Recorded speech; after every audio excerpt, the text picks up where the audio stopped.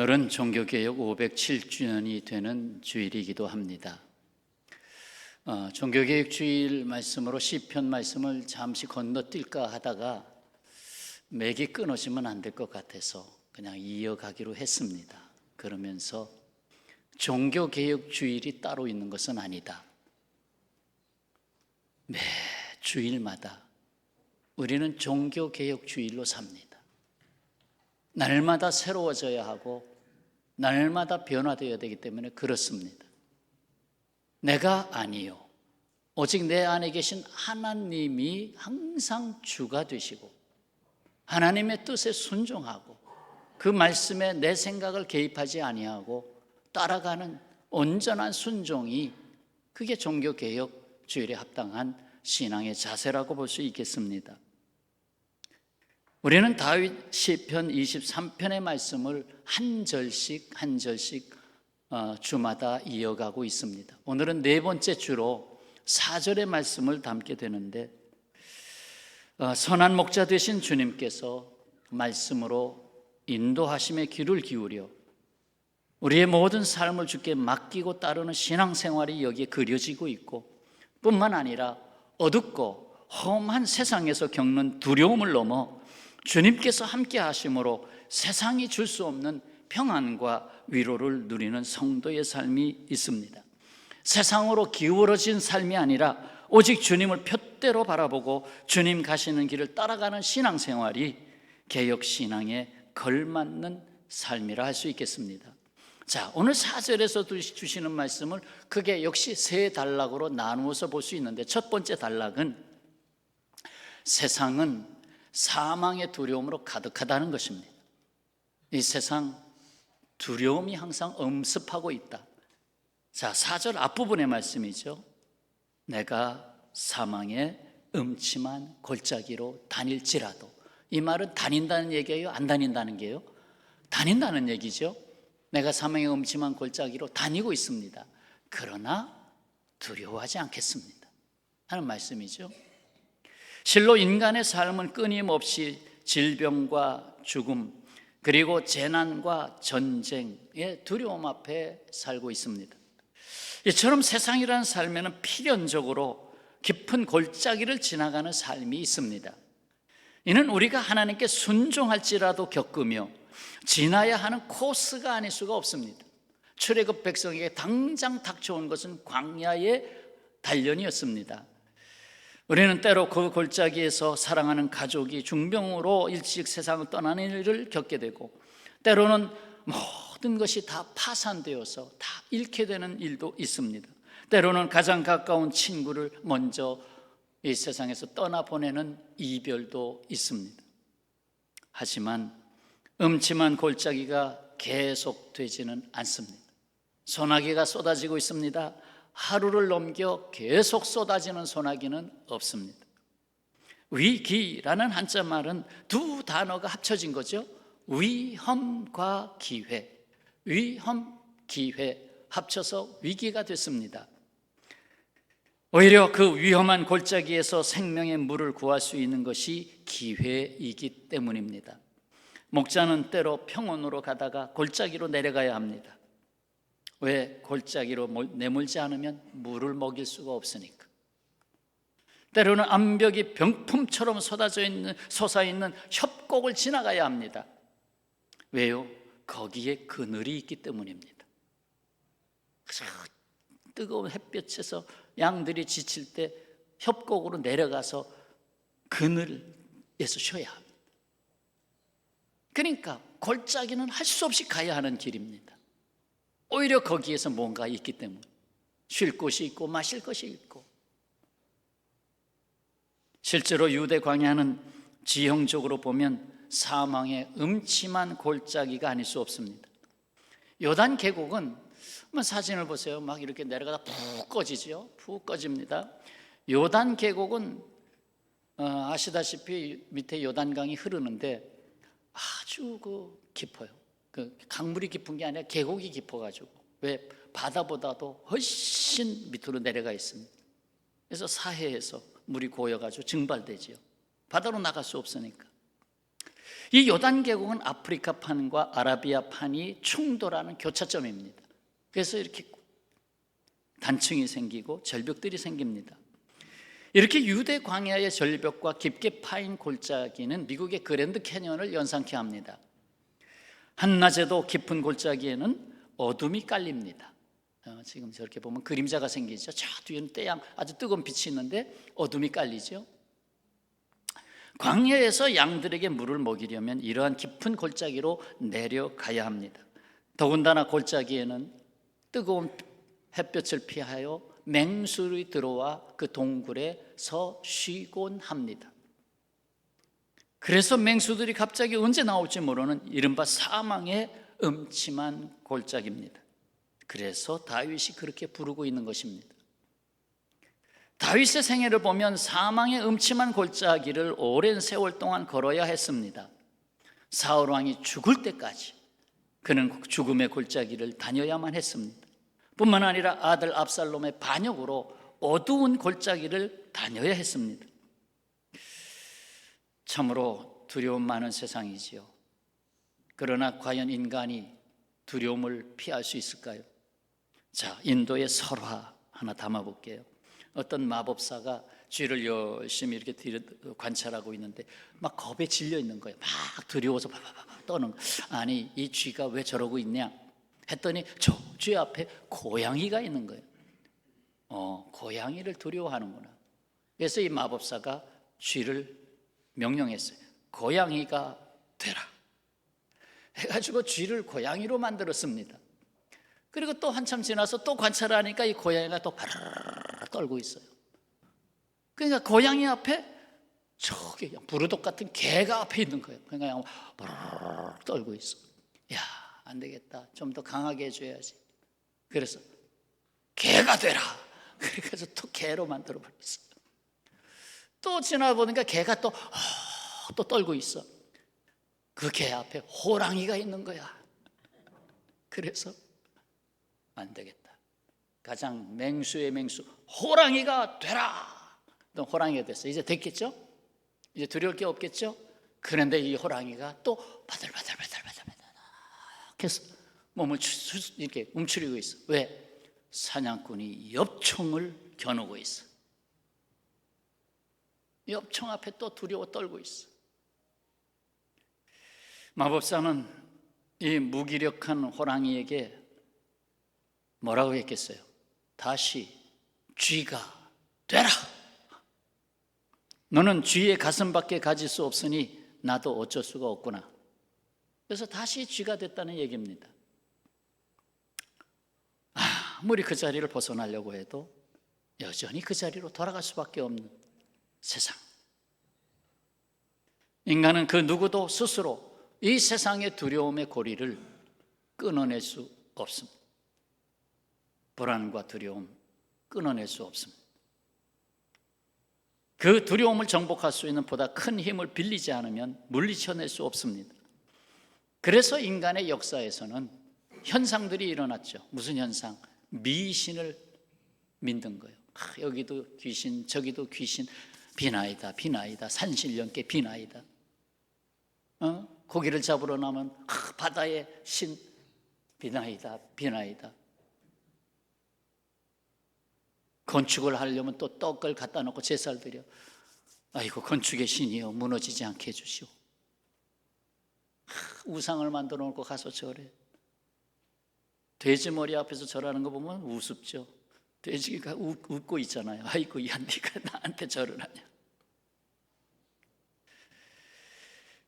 두려움을 가져오는 가장 근본적인 원인은 다른 데 있지 않습니다. 하나님의 형상으로 지음받은 인간이 죄를 짓고, 죄는 분리죠. 분리를 가져오는 게 죄지요. 죄를 짓고 타락하여 하나님의 형상을 깨뜨리고 하나님으로부터 떠나 살게 됨으로부터 내게 들어온 현상이 두려움입니다. 죄를 지으면 반드시 두려움이 들어옵니다. 인간이 언제 최초의 두려움을 가지게 됐느냐 아시잖아요. 아담과 하와 선악과 나무 열매를 따먹고 죄를 졌구나, 이게 아니구나 하면서 숨었잖아요. 숨었잖아요. 나무 사이에 숨었잖아요. 하나님이 부르시잖아요. 그때에 창세기 3장 10절에 뭐라고 대답합니까? 내가 동산에서 하나님의 소리를 듣고 내가 벗었으므로 두려워하여 숨었나이다. 이렇게 대답하잖아요. 두려워하여 숨었나이다. 두려움이 왔어요. 하나님이 사랑의 존재로, 그렇게 존귀한 존재로 창조 지음을 받게 한 인간이 왜 두려움이 와야 합니까? 모든 만물을 다스리고 정복하라 하는 인간이었는데 왜 두려움이 와야 합니까? 무엇을 벗었죠? 보이지 않으시는 하나님의 사랑과 은혜, 그리고 모든 걸 맡길 수 있는 믿음, 이런 모든 것들을 다 벗어버렸어요. 하나님을 떠나니까 다 옷 벗김을 당했어요. 사랑의 옷, 믿음의 옷, 평안의 옷 다 없어졌어요. 이거 보니까 부끄러움과 두려움만 남은 거예요. 그러면서 자기 안에 자기를 감추기 시작합니다. 가장 두터운 옷을 입었어요. 자기라고 하는 옷을 입었어요. 내 안에 나를 꼭 가둡니다. 그래서 남과의 장벽이 생깁니다. 그게 인간의 삶이 됐어요. 하나님과 함께 하지 못하는 인간, 절대로 두려움을 벗을 수 없습니다. 그 두려움을 벗겨내기 위해서 하나님은 처방전을 내리셨습니다. 자, 두 번째 단락, 하나님의 처방은 내가 너와 함께 하리라. 이거밖에 방법이 없다. 내가 너와 함께 하겠다. 그 4절 중간에 나오는 말씀 아니에요? 주께서 나와 함께 하심이라. 다윗은 그 사망의 음침한 골짜기에 하나님이 함께 하심을 체험하며 살았습니다. 골짜기를 경험하면서 하나님이 함께 하심을 체험했습니다. 여러분, 질병도 이렇게 많이 살다 보면 걸리잖아요. 근데 그 질병을 지나가면서 하나님을 체험합니다. 실패를 경험하면서 하나님을 체험합니다. 성경 곳곳에서 하나님이 하나님의 백성과 함께 하심을 줄곧 기록하고 있죠. 애굽에서 나오고 광야를 지나 가나안 땅으로 갈 때 모세가 다음 세대들 앞에서 뭐라고 했습니까? 신명기 31장 6절, 너희는 강하고 담대하라. 두려워하지 말라. 그들 앞에서 떨지 말라. 이는 내 하나님 여호와 그가 너와 함께 가시며 결코 너를 떠나지 아니하시며 버리지 아니하실 것임이니라. 할렐루야. 예, 참 좋은 귀한 말씀, 신명기 31장 6절 말씀. 이사야 선지자를 통해서 주신 말씀도 여러분이 너무나 사랑하는 말씀이 한 절 있어요. 때로 많은 힘이 되는 말씀이 있어요. 두려워하지 말라. 신명기 41장 10절 말씀, 두려워하지 말라. 내가 너와 함께 하리라. 놀라지 말라. 나는 내 하나님이 됨이라. 내가 너를 굳세게 하리라. 참으로 너를 도와주리라. 참으로 나의 의로운 오른손으로 너를 붙들리라 말씀합니다. 더욱이 이 땅에 오신 예수 그리스도를 분명하게 전하고 있는 마태복음서에서 마태는 예수 그리스도의 탄생과 이 땅에서의 모든 구원 사역을 마무리하시고 승천하실 때, 탄생하실 때, 승천하실 때 말씀을 공통된 주제로 담고 있습니다. 뭡니까? 마태복음 1장 24절, 23절, 임마누엘이라 하리라. 이를 번역한즉 하나님이 우리와 함께 계시다 함이라. 임마누엘, 주님이 오셨다. 그 뜻이 뭐냐? 하나님이 우리와 함께 계신다. 함께 하시려고 오신 하나님, 십자가에서 죽기까지 함께 하신 하나님, 그리고 승천하실 때 마태복음 28장 20절, 내가 너희에게 분부한 모든 것을 가르쳐 지키게 하라. 볼지어다 내가 세상 끝날까지 너희와 항상 함께 있으리라. 저 나가시다 보면 항상 나와 있는, 걸려 있는 말씀 아니에요? 내가 세상 끝날까지 너희와 항상 함께 있으리라. 한 젊은 부부가 있었어요. 남편은 직업군인, 부인은 전화 상담원. 그런데 부인이 눈이 자꾸 시름시름 아프고 침침해서 병원에 가서 보니, 진찰을 받아보니 각막염이라 빨리 수술하셔야 되겠습니다. 아니면 실명할 수 있습니다. 그래서 눈 수술을 하고 일주일 동안 붕대를 이제 하고 붕대를 풀었는데, 이제 잘 됐으리라 생각하고 풀었는데, 이게 웬 오히려 실명하고 말았습니다. 수술을 했는데도 실명하고 말았습니다. 보다가 보지 못하니 얼마나 답답합니까? 울고 울고 또 울고, 그러다 하나님 앞에 기도하며 또 기도하며 용기를 얻었습니다. 다시 일어날 힘을 얻었습니다. 그리고는 다시 직장으로 나갑니다. 뭐 하는 일이에요? 전화 상담원. 이건 눈으로 보는 일이 아니라 귀로 듣는 일 아닙니까? 그래서 계속 그 일을 하게 됐습니다.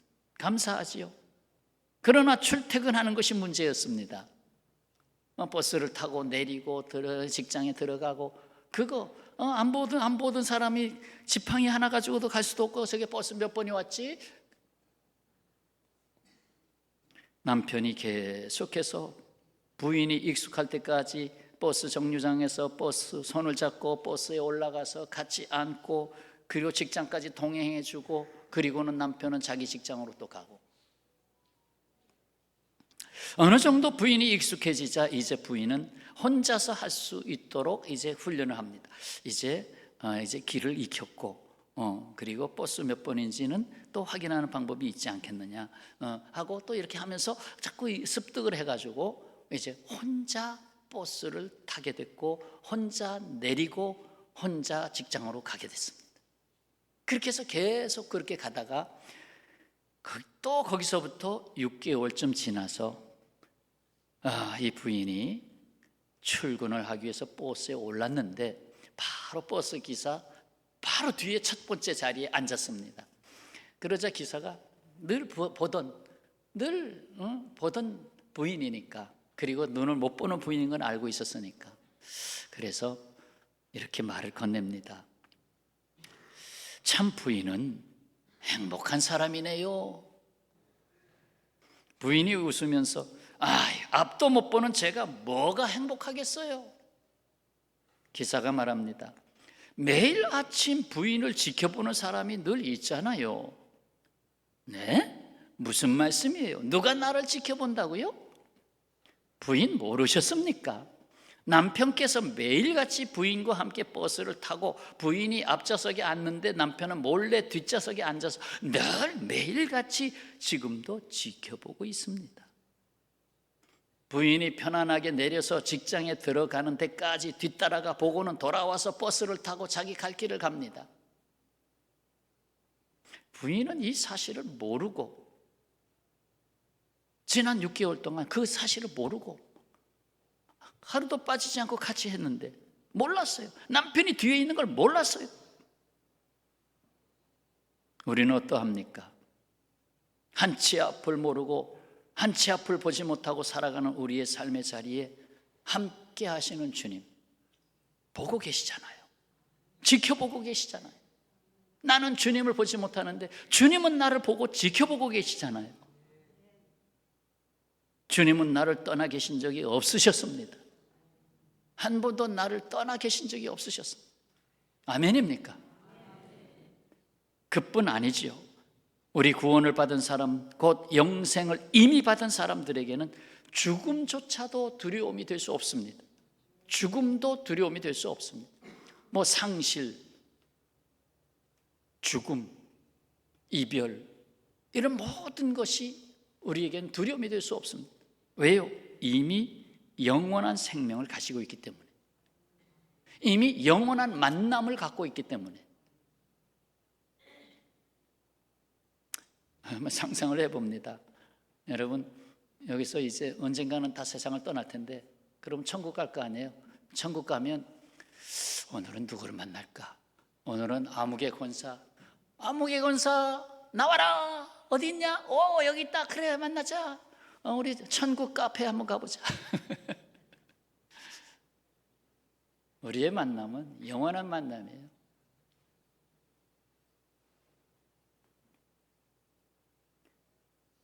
사나 죽으나 영원히 함께 하시잖아요. 전도자 무디가 한 번은 영국에서 부흥회를 인도하고 배를 타고 미국으로 다시 건너가는데 큰 풍랑을 만났습니다. 모두 겁을 먹고, 야, 이 풍랑이 보통 풍랑이 아니다, 이거 죽을 수도 있겠다. 그런데 유독히 무디는 콜 배 밑에서 콜 잠을 자고 있는 거예요. 그래서 옆에서 사람이 깨웁니다. 여보세요, 아니 이렇게 죽음의 경각에 그래 잠이 옵니까? 무디 선생이 눈을 이렇게 비비면서 일어나면서, 왜 그러십니까? 큰일이라도 났습니까? 아, 지금 폭풍으로 인해 죽게 됐어요. 아, 예, 난 또 뭐 큰일이라도 났다고요. 뭐 걱정입니까? 죽으면 천국 가고요, 살면 미국 가고요, 걱정할 거 없어요. 죽으면 천국 가고 살면 미국으로 돌아가고. 그리고는 그 다음에 어떻게 했는지 아세요? 그 다음에 다시 잠을 잤습니다. 일어나 나가보지도 않고, 아, 나 잠잘 거예요. 다시 잠을 자. 성도 여러분, 우리 인생 앞에는 두 개의 손잡이가 있습니다. 하나는 두려움의 손잡이, 아이고 불안과 두려움, 염려. 한쪽에는 믿음의 손잡이, 주님 함께 하시는 손잡이. 그 손잡이에 뭐가 써있나 하고 봤더니, 내가 지금 너와 함께 하고 있다, 이게 써있는 거예요. 내가 지금 너와 함께 하고 있다. 아멘이죠? 여러분, 두려움은 나는 혼자다 라고 여겨질 때 오는 것입니다. 나는 혼자다. 그 혼밥, 요즘 혼자가 다르게 쓰여져요. 혼숙은 여러 사람이, 남녀가 같이 사는 게 혼숙인데, 그거가 아니고 이제 혼자 자는 걸 혼숙이라고 그러네. 혼자 자는 걸. 나는 혼자다 라고 여길 때는 두려움이 두드립니다. 바깥에서 무슨 소리가 나면, 이거 뭐야? 근데 둘이 같이 자면, 아이 뭐 어제 누가 물건을 놓고 갔나 보다. 인간은 관계 속에서 살도록 지음받았습니다. 하지만 그 관계를 잃을 때 두려움이 오는 것입니다. 결국 관계의 핵심은 사랑을 잃을 때, 그 핵심 사랑을 잃을 때 두려움이 오는 것입니다. 하나님께서 우리와 함께 하신다는 것은 그 관계를 이루는 사랑을 의미하는 것입니다. 그래서 가장 적극적이고 창조적인 방법으로 두려움을 물리치는 것이 사랑하는 것입니다. 원수까지도 사랑해라, 사랑하는 것입니다. 오늘 주신 나를 사랑하는 것입니다. 내게 생명을 주신 이 주님이 주신 생명을 사랑하는 것입니다. 요한에서 4장 18절, 사랑 안에 두려움이 없고 온전한 사랑이 두려움을 내쫓나니. 디모데후서 1장 7절, 하나님이 우리에게 주신 것은 두려워하는 마음이 아니요 오직 능력과 사랑과 절제하는 마음이니. 이 세 가지가 결국 하나예요. 능력도 사랑이 본체고, 절제하는 마음도 사랑이 본체. 사랑하니까 절제하는 거예요. 내가 먹을 수 있는 것도 내주는 거예요. 그러니까 사랑이 그 중심에 있어요. 그렇습니다. 인간이 자기 중심에서, 이기주의에서 벗어나 하나님 중심으로, 곧 사랑의 삶으로 살아갈 때 두려움에서 해방됩니다. 두려움에서 해방됩니다. 내가 혹시 마음에 두려움이 자꾸 오면 점검하십시오. 내가 하나님 사랑하기를 지금 좀 우둔해졌나? 좀 멀어졌나? 내가 이웃 사랑하기를, 내가 배우자 사랑하기를 내가 좀 더 이렇게 식어졌나? 뭐 이런 것도 체크하셔야. 자, 이를 위해서 목자의 손에 들려 있는 것이 있습니다. 그래서 마지막 세 번째 단락입니다. 주의 지팡이와 막대기가 나를 안위하십니다. 바로 끝부분 말씀이죠. 4절, 주의 지팡이와 막대기가 나를 안위하시나이다. 자, 두려움에 빠지는 것을 예방하고 위로하고 격려하기 위해서 목자가 이것을 사용합니다. 전쟁터에 나가는 군인은 총과 칼을 사용하는데 목자는 양을 이끌고 지켜주기 위해서 지팡이와 막대기를 사용합니다. 자, 이거 여기 지팡이와 막대기 그림을 한번 보여드릴게요.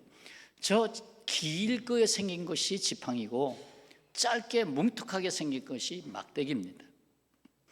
목자의 지팡이는 올리브나무, 곧 감람나무의 뿌리에서 채취해서 만들어진 것입니다. 뿌리가 길게 뻗어나가면서 이렇게 꼬부라진 것까지, 그래서 이렇게 채취해 가지고 지팡이로 만들고, 이 지팡이는 흩어진 양들을 모을 때 이렇게 긴 막대기로 모으고, 또 물에 빠진 양을 이렇게 그 갈고리로 이렇게 해서 이렇게 끌어올리기도 하고, 가시덤불에 발버둥 치면 그걸 꺼낼 때도 있고, 이 지팡이를 사용하지.